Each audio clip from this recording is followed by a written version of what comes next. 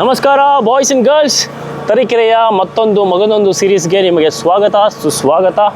ಇವತ್ತು ಗುರುವಾರ, ಹಾಗಾಗಿ ಗೂಗಲ್ಗೆ ಹೇಳಿದ್ವಿ ಒಂದೊಳ್ಳೆ ಮಠ ತೋರ್ಸಪ್ಪ ಇಲ್ಲಿ ಹತ್ತಿರದಲ್ಲಿ ಅಂತ. ಇಲ್ಲಿಂದ ಮನೆಯಿಂದ 1.5 ಕಿಲೋಮೀಟ್ರ್ ದೂರದಲ್ಲಿದೆ. ಮಠಕ್ಕೆ ಹೋಗ್ತಾ ಇದ್ದೀವಿ, ರಾಯರ ದರ್ಶನಕ್ಕೆ ಹೋಗ್ತಾ ಇದ್ದೀವಿ. ಯಾವ ಊರಲ್ಲಿರಲಿ ಎಲ್ಲಿರಲಿ ಮಠ ಹುಡುಕ್ಬಿಡ್ತೀವಿ ನಾವು. ಏನು ಶಿಶಾ? Yes. So boys are with me. ಎಷ್ಟು ಶಿಶಾ? another 900 metre.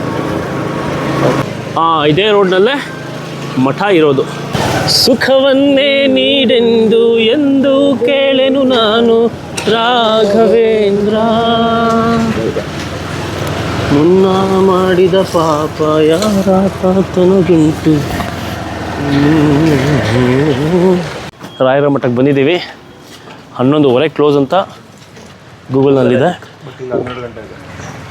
ಇಲ್ಲಿ ಬೋರ್ಡ್ 12 ಗಂಟೆವರೆಗೂ ಹಾಕಿದ್ದಾರೆ. ಆರಾಮಾಗಿ ಹೋಗ್ಬೋದು ಒಳಗೇನಾದ್ರು ವೀಡಿಯೋ ಮಾಡೋದಕ್ಕೆ ಚಾನ್ಸ್ ಸಿಕ್ಕಿದ್ರೆ ರಾಯರ ಬೃಂದಾವನಂ ಹೇಗಿದೆ ಅಂತ ನಿಮಗೆ ತೋರಿಸ್ತೇನೆ.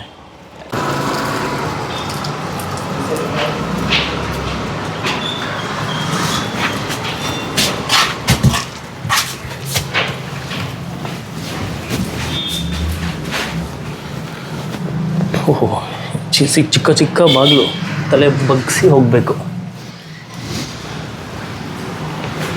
ನೋಡಿ.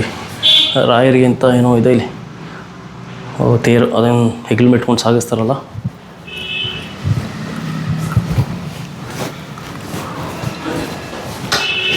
ಎಷ್ಟು ಚೆನ್ನಾಗಿದೆ, ವಾವ್.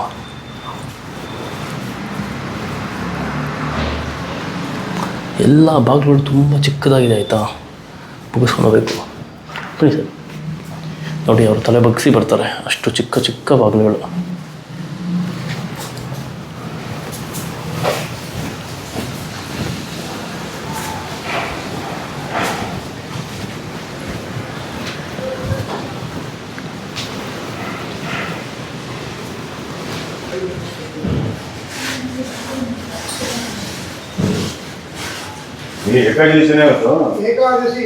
ಈ ಜಾಗ ಎಷ್ಟು ಪೀಸ್ಫುಲ್ ಆಗಿದೆ ಅಂದರೆ ಅಷ್ಟೇ ವಿಶಿಷ್ಟವಾಗಿ ಕೂಡ ಇದೆ.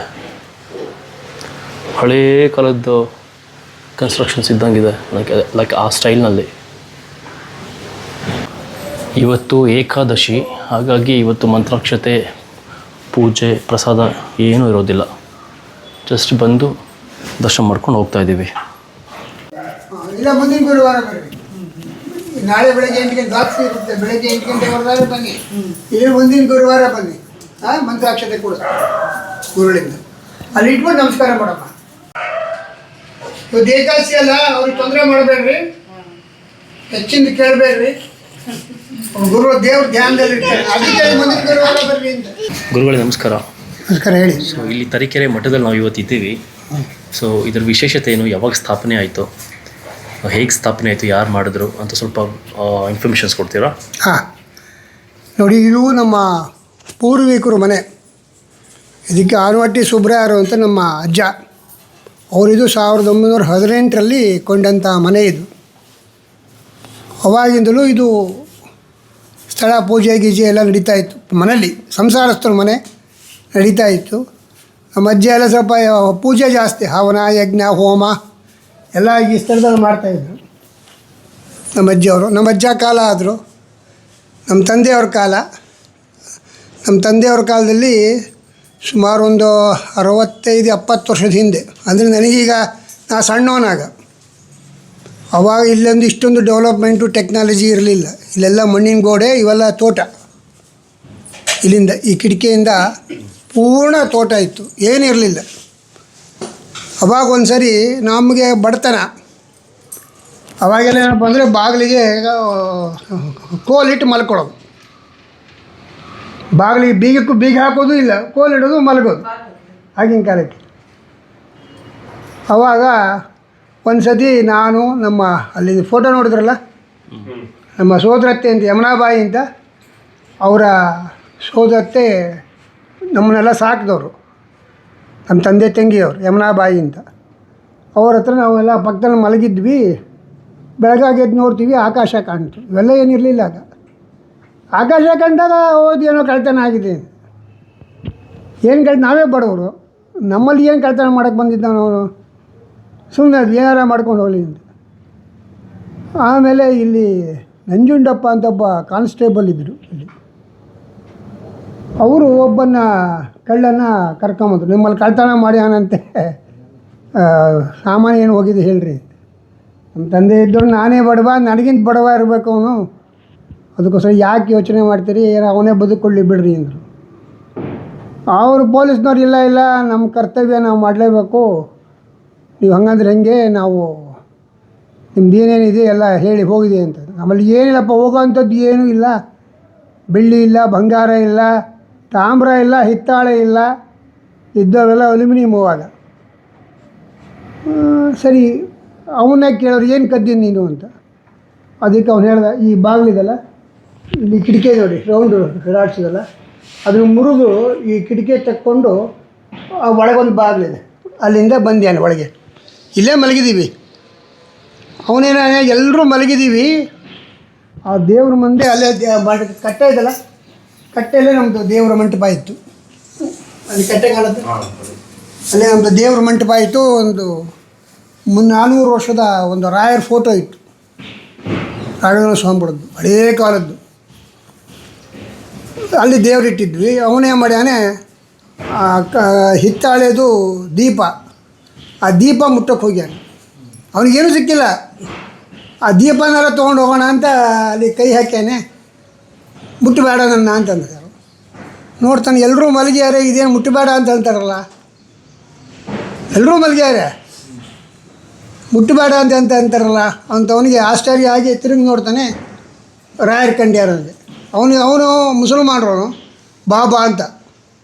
ಬಾಬಾ ಕಂಡುಬಿಟ್ರು, ನನಗೆ ಹೆದರಿಕೆ ಆಗ್ಬಿಡ್ತು, ಅದಕ್ಕೆ ಇಲ್ಲೇ ಎಸ್ಬಿಟ್ಟು ಹೋಗ್ಬಿಟ್ಟ ನಾನು ಅಂತ. ಆಮೇಲೆ ದೀಪ ಇಲ್ಲಿ ಸಿಕ್ತು. ಆಮೇಲೆ ಮುಂದೇನು ಮಾಡ್ತೀನಿ ನೀನು ಅಂದರು. ಇಲ್ಲ ಸ್ವಾಮಿ, ಅಷ್ಟೇ, ಇನ್ನೇನು ಕದಿಲಿಲ್ಲ, ನಾನೇನೂ ಮಾಡಲಿಲ್ಲ, ಏನು ತೊಗೊಂಡೋಗಿಲ್ಲ ಅವ್ರ ಮನೆಯಿಂದ ನಾನು ಅಂದ. ಅವ್ರ ಮಾವು ಸುಳ್ಳು ಹೇಳ್ತೇನೆ, ಬಾಬಾ ಇದ್ದಾರೆ, ಹಾಗೆ ಇದ್ದಾನೆ, ಸುಳ್ಳು ಹೇಳ್ತೀಯ ನೀನು ಅಂತ. ಅದಕ್ಕೆ ಇಲ್ಲ ಸ್ವಾಮಿ, ನಂಗೆ ಬಾಬಾ ಕಂಡ್ರು ಸ್ವಾಮಿ, ಹಾಗೆ ಹೀಗೆ ಅಂತ. ಅಲ್ಲಿ ರಾಯರ ಫೋಟೋ ಇತ್ತು. ಅದಕ್ಕೆ ಅವ್ನು ಪೊಲೀಸ್ನವರು ಕರ್ಕೊಂಬಂದ್ರು ಒಳಗೆ.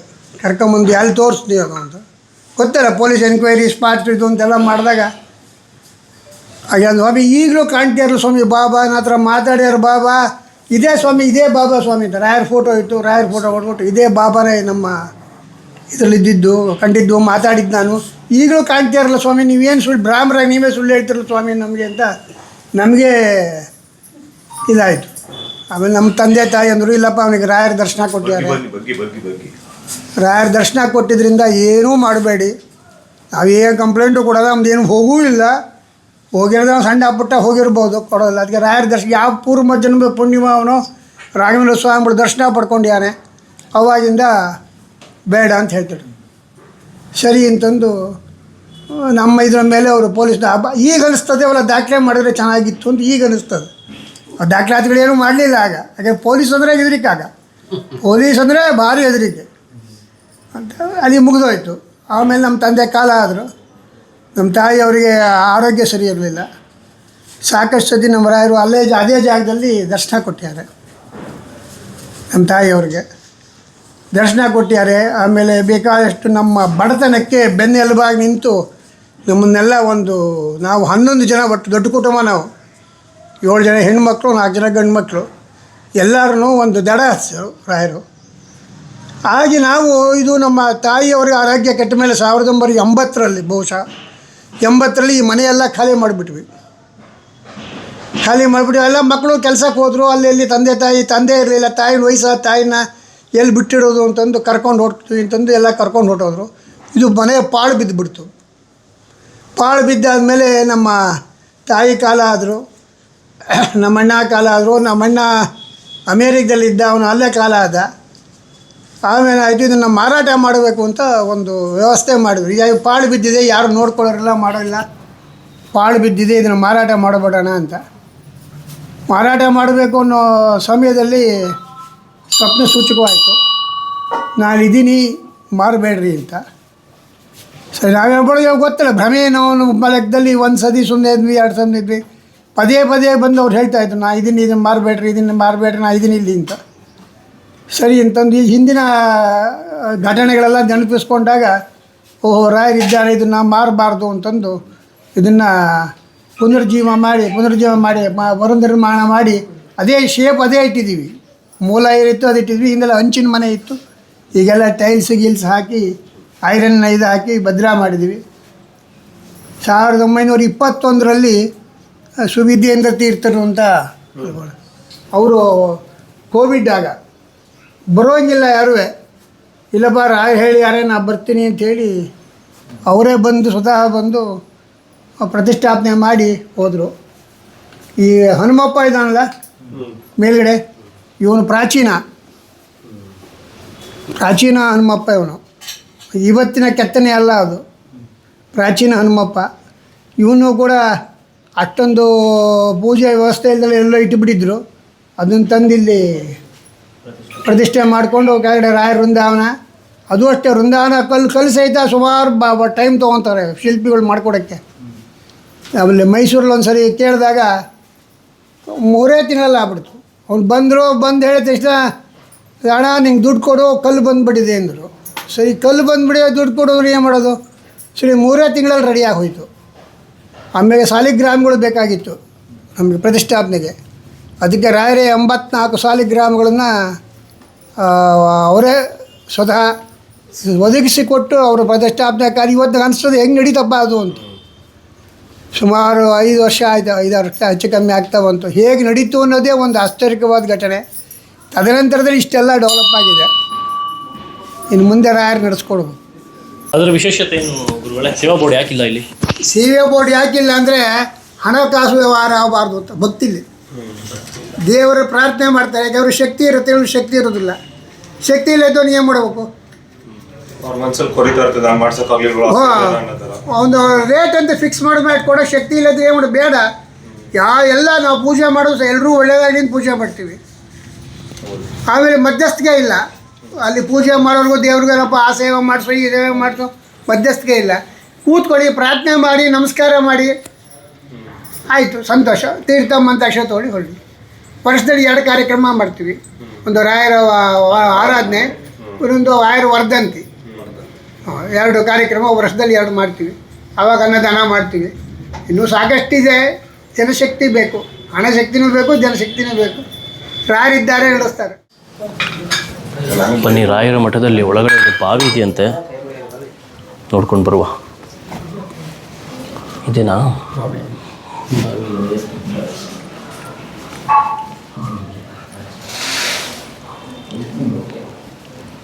ಇದು ಮಠ. ಇಟ್ಸ್ ಓಲ್ಡ್ ಆ್ಯಂಡ್ ಸ್ಟ್ರಾಂಗ್ ಅಲ್ವಾ? ನೋಡಿ, ಬಾವಿ ಇದೆ, ಬಾವಿ ನೀರಿದೆಯಾ? ಓ, ಇದೇನೋ ಇಲ್ಲಿವರೆಗೂ ನೀರಿದೆಯಲ್ಲೋ. ಇಲ್ಲಿ ನೋಡಿ, ಈ ಬಾವಿ ನೀರು ನಿಮಗೆ ವೀಡಿಯೋದಲ್ಲಿ ಗೊತ್ತಾಗ್ತಿದೆಯೋ ಇಲ್ವೋ ಗೊತ್ತಿಲ್ಲ. ಇಲ್ಲಿ ನೆಲ ಏನಿದೆ, ಇಲ್ಲಿ ಕೆಂಪು ನೆಲ, ಅಷ್ಟು ಮಟ್ಟಿಗೆ ನೀರಿದೆ. ಅಂದರೆ ಅದ್ರ ಲೆಕ್ಕ ಇವಾಗ ನಾನು ಇಲ್ಲಿ ನೋಡಿ ಮೆಟ್ಲಿಡ್ದು ಇಲ್ಲಿ ಏನು ನಿಂತಿದ್ದೀನಿ, ಇಷ್ಟುವರೆಗೂ ನೀರಿದೆ ಬಾವಿಯಲ್ಲಿ. ಹೇಗೆ ಸಾಧ್ಯ? ಸೊ ಸಖತ್ತಾಗಿದೆ ದೇವಸ್ಥಾನ.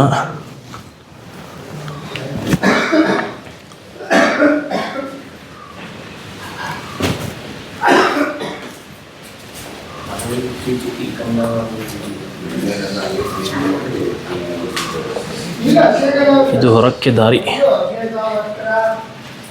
ಇದು ಎಕ್ಸಿಟ್.